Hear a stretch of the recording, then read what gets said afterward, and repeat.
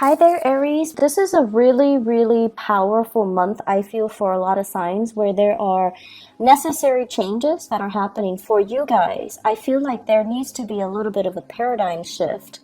There's a lot of career success. There are a lot of like practical, physical, tangible success.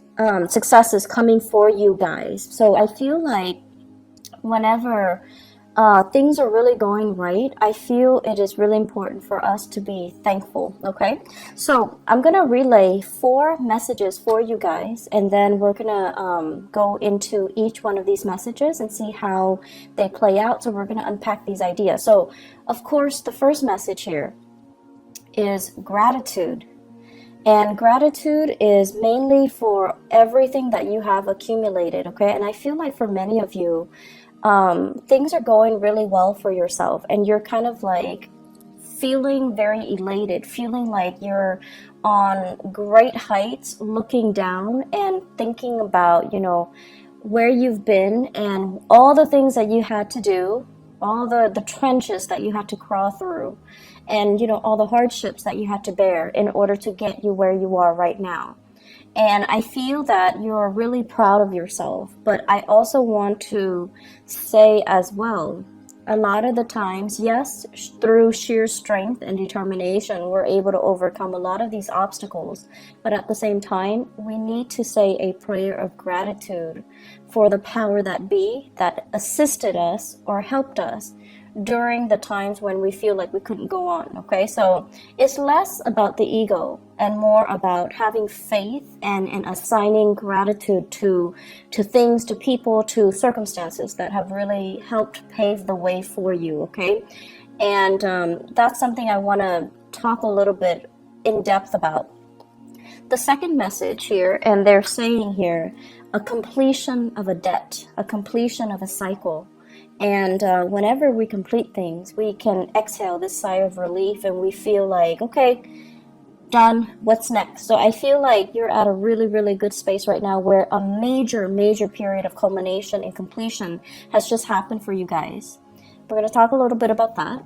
Number 3, they're saying here, don't rush the process. So, we are in the period of Mercury in retrograde, and it is in the sign of Aries, in your sign. And you're going to feel restricted. You're going to feel restrained. And, fire signs do not handle restrictions very well. They do not like to be told what to do. And they don't like it when they're physically held back energetically or just, by another person. So the way for you to work through this energy is, allow things to kind of fall into place. Be less reactive and just be a little bit more laid back, okay? Don't fight it. It's gonna feel like you're wearing a straitjacket and you're trying to get out of it, okay? And resistance is futile, so just let the process play out, at least until the end of the Mercury retrograde cycle, which is going to be towards the end of the month, okay? So you want to just let things be a little bit. So just ease up on that energy. Don't exert too much of your energy trying to get things moving. They're stalled for a reason. Last message, prime real estate. So I feel like this has to do with something that you own and things that you have in your possession, okay? So let's talk about the first message here. Let's talk about gratitude. Okay, so what I am seeing here is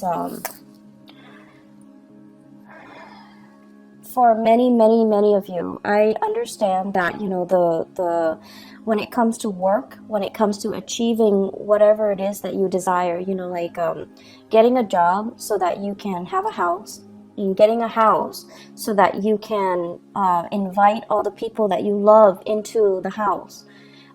Having disposable income so that you can buy nice things for your kids, so that you can buy a car and a home for your parents. You have this tremendous sense of loyalty, and I feel like not a lot of people get that about you. They see you as someone who's like constantly on the go, who's darting back and forth, who is very, very ambitious, but they also see you as materialistic. But your sense of materialism isn't just contained to you. You want to take care of the people that you love. Everyone wants nice things, but I feel like for you guys, you do want nice things, but you want to be able to afford a higher standard of living, mainly because you want to be okay. You want to be able to take care of the people that you love. And at the same time, I feel like, especially if for those of you who came from, rags to riches, all your worldly success is kind of like the physical, the tangible manifestation of all the things that you've had to do, all your achievements.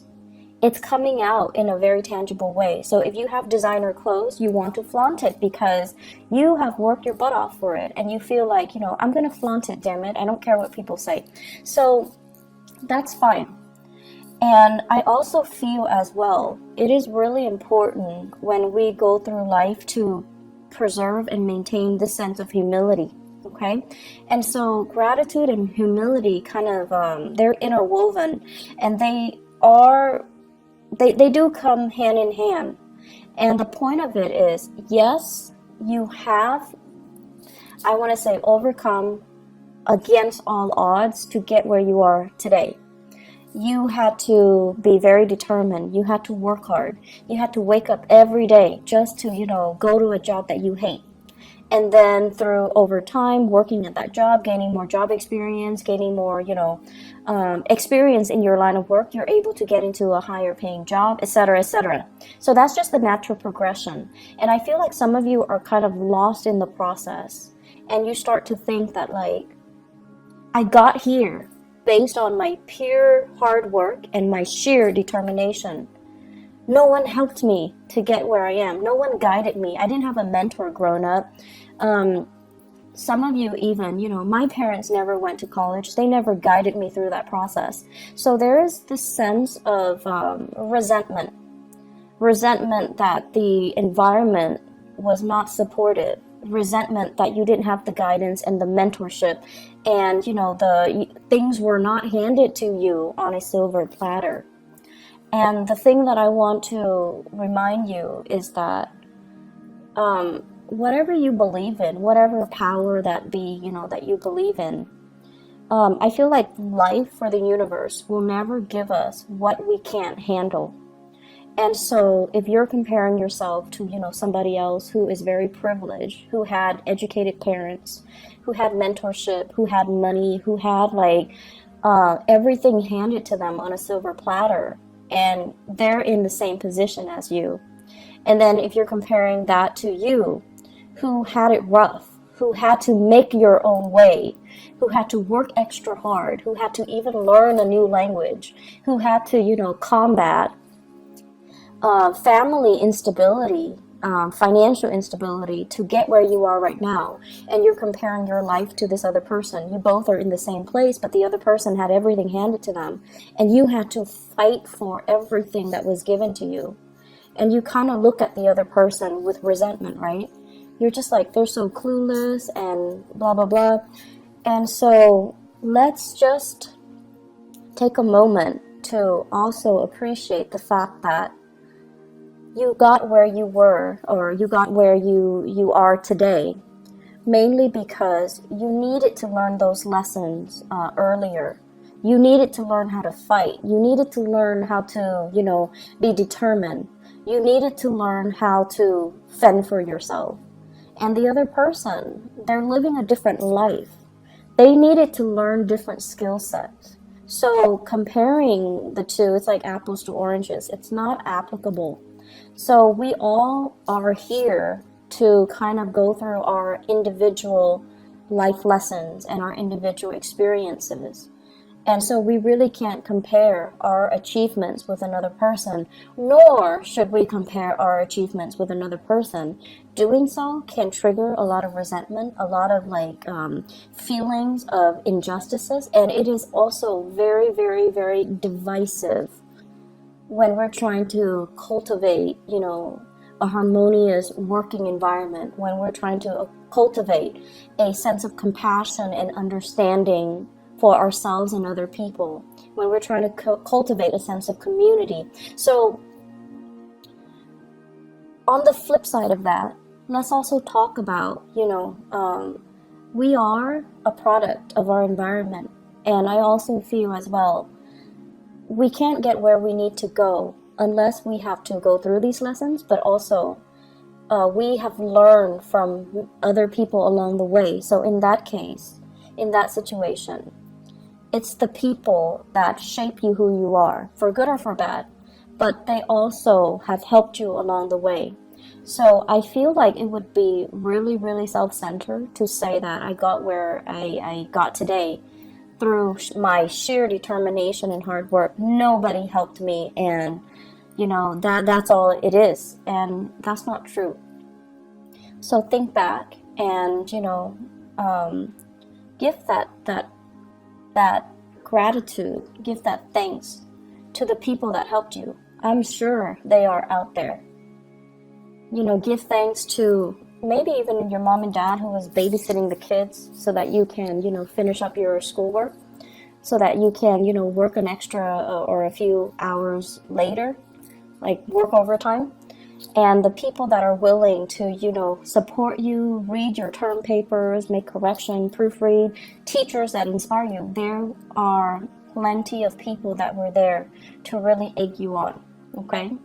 And I also feel for some of you, give that gratitude to yourself for, I feel many of you have made, let's just say in your 20s and 30s, decisions that you should have known better. And this is not to shame anybody, but I feel like you learned lessons the hard way, and you knew that, oh, I shouldn't make that, choice. It's not good for me. But you did it anyways. You had to learn the hard way, and you had to learn it a specific way. And so other people might have coasted through, the 20s and the 30s. They didn't really get themselves bogged down with these problems, but you did. So it took you longer to get where you need to be in relation to the other person. So everything that happens for a reason. And everything, we need to really understand, like, we're all parts of a whole. And through sheer strength and determination, you got where you got today, but it's still a byproduct of everything everybody that helped you along the way, circumstances that needed to fall into place in the specific order in order for things to propel for you, okay? So think of it as like the invisible hand, the divine, guidance, whatever it is. Give that prayer of gratitude. Take a moment to really think about all the people that really contributed to who you are right now, and you need to give that thanks, okay? Doing so is going to help you kind of re-embed yourself in this social fabric. It's going to help you feel a little bit less tension and a little bit more at ease with the people around you, okay? And it's going to also strengthen that emotional bond between you and other people, okay? Second message here, completing a debt, so a cycle of completion. I'm feeling for many of you, you might have paid off your mortgage. I feel like this is something big. You might have paid off a major mortgage, so you're no longer owing money on a home. Major car payments, you're paying that off. Car payment, student loans for some of you, as well as home repair loans. So for those of you who are, who had to take out a loan because of home repairs, and you're also kind of resentful, like, oh, mom and dad didn't have the money to help me, and I had to do it on my own, and now it's paid off. I'm so proud of myself, and you should be proud of yourself. And I'm feeling as well, credit card. For those of you who were struggling in your 20s and your 30s with financial obligations and, running up your credit or ruining your credit, you're paying that off. You're getting things repaired. You're getting your life back on track on the financial front. I'm also feeling as well freeing up revenue. So I feel like many of you, I'm seeing as well some fathers paying off like child support. You're at the end of a cycle where the child is, has just turned 18, and your financial contributions or obligations, I would say, you're no longer needed. So not just financially, not that, they don't need you emotionally, they do. but financially you're freed, okay? And then for others, even like, couples or women, the kids have flown the nest and now you're free. So there is a freeing up of a revenue stream since you're no longer needing to pay all these loans or to take care of the child or to pay child support or whatever it is. The money is freed up. Definitely, don't look at it as, oh, yay, I have this new revenue stream. I'm going to go buy things. I'm just going to buy a new car. I'm just going to, don't do that. So spending freeze is in store, okay? And you want to start investing. You need to put that money away somehow to invest. It's freeing up because there is a reason for it. So don't go wild. Don't spend all your money all at once, okay? Free up that revenue stream. Invest in something. And I feel like if you do your research, there is going to be a major financial win for you when it comes to investment opportunities, okay? So if you are people that are in that category where something is freeing up, definitely invest in something. I feel like you're going to be pleasantly surprised, especially come the September timeframe, okay? I do see major financial gains here, so it's really, really important. They are also saying as well with the prime real estate message, some of you are sitting on prime real estate, like you finished paying off a home. The home is accumulating in value very, very, very, very quickly. So you own a piece of prime real estate. If you have that extra revenue stream, you definitely should invest in real estate. You definitely should look into, investment opportunities, buying houses, and even putting that house up for rent and then moving to a different location and buying a property or even renting a property, because your house, the prime real estate, it's so high that whatever residual income revenue you get from renting it is going to pay for the other house. So I feel like you are in a really good position here to kind of what is that word, like rearrange your living arrangement so that you can benefit from this prime real estate idea concept, okay? I'm also sensing as well, they keep pointing downwards, like land, like land investment, thinking about even investing overseas, buying property overseas for those who have the money, who travels a lot, or who are, in retirement age, and you're thinking about settling elsewhere. I do see a lot of people thinking about the Southeast Asian area. I'm also seeing like let me see, Southeast Asia. I'm also seeing as well like the northwestern corner of the United States as well as Canada. So like real estate in those areas. If you do want to look into that, I feel like it's a good time for you to kind of make these investments, okay? So let me backtrack a little bit here with that message here, completing that debt. Save up the money, save up whatever you can, okay? And definitely, like gratitude and humility. Humility is teaching you, to live a more humble life. So that means curbing your spending a little bit, entertaining people at home and not living your life through social media, okay? So that basically means, don't have that flashy lifestyle. I don't think there's anything wrong with it, but I feel that if you have any type of inkling that this is empty, this is no longer fun, this is no longer what I want to do, then curb down on that social media presence and reinvest the money rather than wasting or spending exorbitant amount of money to maintain that lifestyle, to maintain the designer clothes and the fast cars, okay? So I feel that ultimately it's going to leave you very empty and it's going to leave you financially drained. So what's the point, right? Reinvest that money elsewhere. You're in a really good position right now to think about how you can live with a lot more gratitude and a lot more humility, okay? I'm gonna jump now. Prime real estate, going back to that message again. I feel as if many of you are thinking about as well, like retirement for parents. So you might have finished taking care of the kids, and now you're thinking about, how are my folks doing? Are they happy? Do I need to buy them property? Do I need to do anything for them? And you're going to want to do something big for them. But I would urge you, before you do that, have a talk with them, because they might not want you to. They might have, different ideas in mind. They might not want to settle down in one place. Like if you're thinking about buying them a car or a house, they're just like, no, honey, we want to travel the world. We want to be somewhere else. So you want to have these conversations first before you jump the gun. I feel like some of you are planning a big surprise, but you need to have the conversation first, okay?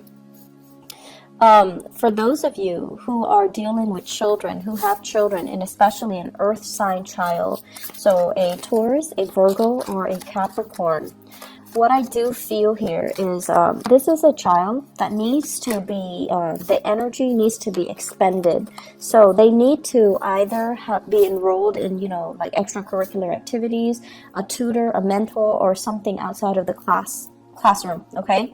So it's almost like they're not getting enough stimulation, and they're not getting enough their curiosity is not satiated in the classroom. They're going to need more. And I especially feel like extracurricular activities. And I do feel as well, if you have children who are like in high school and they're thinking about studying abroad, like going to study abroad, definitely encourage them, because I feel like that's going to be a really good opportunity for them to really expand their mind and their consciousness, and also to have that to make them a lot more competitive when they join the university or when they are in the labor force. I feel like there's a child here that wants to go somewhere else. So it could be like, they're in the West Coast and they're in high school, and there's a debate, or there's like a summer program in Washington D.C., in New York. They want to get involved. Definitely encourage them to go. Okay, encourage them to do it. Encourage them to just explore outside of their territory. And I also feel like they could be middle school age, going going further away for a competition. So there is a little bit of money that needs to be accounted for if you have in particular an earth sign child, so Taurus, Virgo, or Capricorn. So the last message that I have here for you guys is they're mentioning don't rush the process, okay? And this is in regards to your work and your relationship. So let me talk about the relationship first. Many of you, once again, I'm getting that clock. It's that ticking clock. And you could be male or female. It doesn't really matter. But I feel like a lot of you're very results oriented. You rush through the process so that you can have the result that you want, okay? And you're very fast and speedy, and you want what you want, and you just kind of beeline for it. And what I'm seeing here is wanting a relationship to form, wanting certainty, wanting that definitive answer from a relationship partner. And they're saying don't rush the process. You need to know this person a little bit more.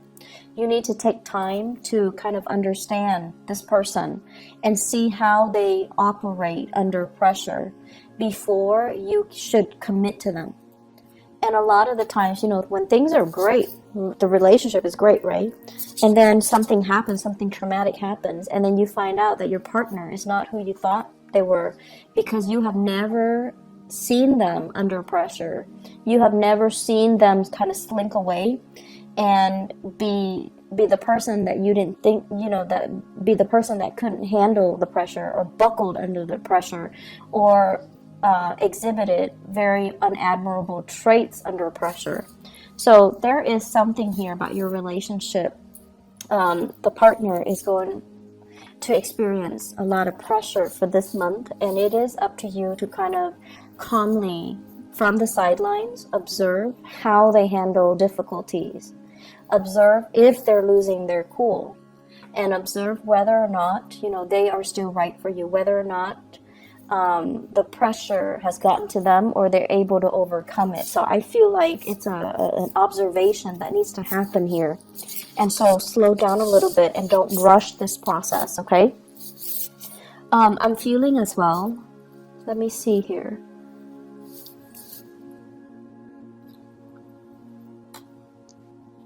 I'm feeling as well, some of you are just kind of jaded with the whole concept of marriage. So kind of like, oh, it's overrated, or, and I feel some of you, it's sort of like, you might have had, parents that divorced, okay? Or you might have worked in a capacity where you see a lot of people kind of cheating on their spouse, or people stepping out of their relationships, or flirting outside the relationship. And it kind of made you feel really jaded about relationships and marriages and, happily ever after. Like, yes, those are nice concepts, but you feel like they don't really exist. So some of you are feeling a little bit jaded, and you're kind of out there having a good time, having fun. But I know deep down you still believe in that happily ever after. And I mentioned this before, you're a lot softer and you're a lot more of a romantic than you would let on. You don't want people to see you as this, warm, fuzzy, romantic, sensitive type. But deep down you do believe in these things. And if you believe in these things, there's no shame in it. Don't talk tough if you don't believe the talk. So it's really, really important for you to just, remind yourself that there are good people out there. It's just the people that you might have dealt with in the past were not the right people. It doesn't mean they're bad people. They just weren't right for you. And so coming to terms with the fact that there are good people out there. There are, it still takes a lot to make a relationship work. And, that person might not have been a bad person. They just weren't the right one for you. So release the resentment as well. They're not a bad person. They're just not right for me. I try to force them into something that they weren't, and I saw them as something that they are not. So, try to release that, okay? And then release the blame that you place on yourself too. How could I have fallen for that all these years? Release that energy. Let it go. So the relationship here, just don't rush the process.